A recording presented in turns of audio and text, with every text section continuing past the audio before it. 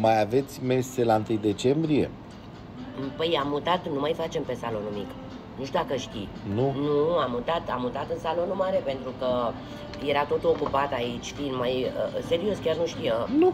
Nu, am mutat în salonul mare, nu mai era loc aici. Adică s-a umplut? Da, și atunci am mutat în salonul mare. Și salonul mic aveți ceva? Păi nu, la 1 decembrie probabil că o să fie toată lumea aici în cursul zilei și seara ți-am zis am mutat acolo, nu mergea. Da. Și s-ar putea, e posibil să am și organizat de Vera. Ceva pe ăsta mic. Da, ca să nu mint. Da, și bineînțeles că trebuie să vorbim neapărat că, uite, mâine, se termină cu închisul terasei. Păi o să faceți un tur al terasei și după aia să vă gândiți cum vreți să o amenajați? Nu, am scos, n-ai văzut, în spate că am scos ceva aranjamente, am văzut, da, niște pungi.